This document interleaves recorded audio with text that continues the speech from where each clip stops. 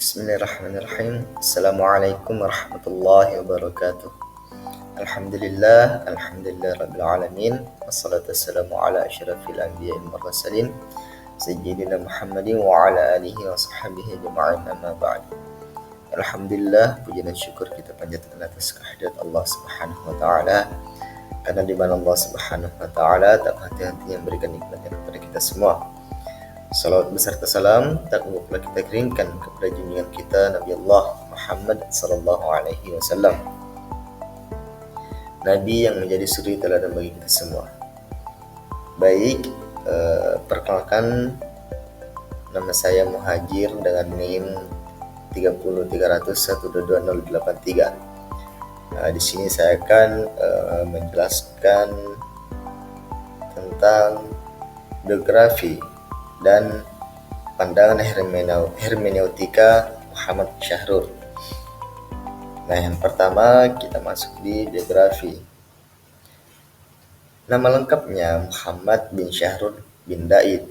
Ia dilahirkan di Solihiyah, Damaskus, Syria pada tanggal 11 April 1938. Muhammad Syahrur menempuh pendidikan dasar dan menengahnya di sekolah negeri. Ia terlahir dari lingkungan keluarga yang liberal. Dalam tradisi keluarganya, kesalahan ritual dipandang tidak lebih penting dibandingkan ajaran etika Islam. Di usianya yang ke-19 tahun, Muhammad Syahrur berangkat ke Uni Soviet untuk belajar teknik sipil. Saat itu ia tinggal di Saratov dekat Moskow. Ia mendapatkan gelar diploma di bidang teknik sipil.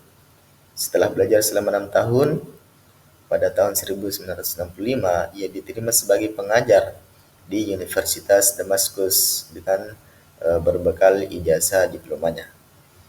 Kemudian selanjutnya, adapun karya-karya Muhammad Syahrur, yaitu yang pertama Alkitab wa Al-Quran Qiraah Mu'asirah. Kemudian yang kedua Dirasah Islamiyah Mu'asirah fi Al-Daulah wal Mujtama'.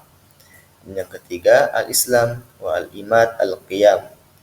Yang keempat Nahwa Usul Jadidah li Al-Fiqh Al-Islami. Dan terakhir atau yang kelima Tajfif Manabi Al-Irhab. Oke, baik, selanjutnya kita masuk pada pandangan hermeneutika Muhammad Syahrur. Muhammad Syahrur menggunakan hermeneutika dalam pendekatannya terhadap Al-Quran dan Sunnah, menekankan pada pemahaman kontekstual dan fleksibilitas hukum Islam. Ia berpendapat bahwa Al-Quran adalah subjek interpretasi yang dinamis, dan umat Islam perlu melakukan restorasi pada bagian-bagian yang tidak relevan lagi, seolah-olah Al-Quran baru saja diturunkan. Kemudian pendekatan hermeneutika Muhammad Syahrur. Yang pertama yaitu pendekatan Al-Quran sebagai subjek yang dinamis. Syahrur melihat Al-Quran sebagai teks yang harus dipahami dalam konteks zaman dan tempat. Ia menolak pemahaman tekstual yang kaku dan menekankan pentingnya kontekstualisasi dalam memahami pesan Al-Quran. Kemudian yang kedua, teori batas atau hudud. Syahrur mengembangkan teori batas dalam memahami hukum-hukum Islam.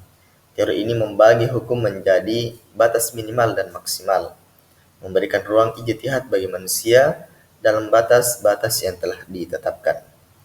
Kemudian yang ketiga, sunnah sebagai manhaj, bukan sebagai sumber hukum. Syahrur memandang sunnah sebagai jalan metodologi atau manhaj untuk membangun sistem hukum, bukan sebagai sumber hukum yang konkret.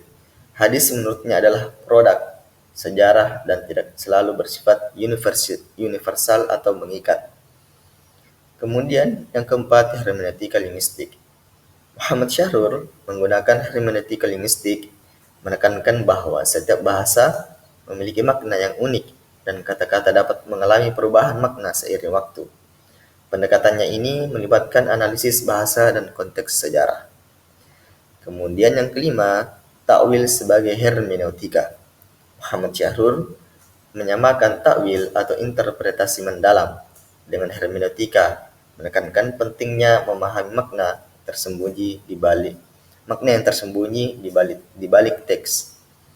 Kemudian selanjutnya bagian B, implikasi hermeneutika Muhammad Syahrur. Nah, yang pertama, fleksibilitas hukum Islam. Pendekatan hermeneutika Muhammad Syahrur memberikan ruang bagi fleksibilitas dan adaptasi hukum Islam terhadap perubahan zaman. Hal ini memungkinkan umat Islam untuk merespon tantangan kontemporer tanpa meninggalkan nilai-nilai dasar Islam. Kemudian selanjutnya yang kedua, reinterpretasi konsep-konsep keagamaan. Hermeneutika Muhammad Syahrur mendorong reinterpretasi konsep-konsep keagamaan seperti pakaian, atau jilbab, dan hukuman atau hudud batasan dengan mempertimbangkan konteks sosial dan budaya. Kemudian yang terakhir yaitu dialog antara wahyu dan realitas. Muhammad Syahrur menekankan pentingnya dialog antara wahyu atau Al-Quran dan realitas sosial. Pemahaman teks-teks Al-Quran harus mempertimbangkan pengalaman hidup dan perubahan zaman. Baik, mungkin itu saja dari saya. Saya tutup dengan ucapan wabillahi taufiq wassadah, wallahu muwaffiq ila aqwamit thoriq. Assalamualaikum warahmatullahi wabarakatuh.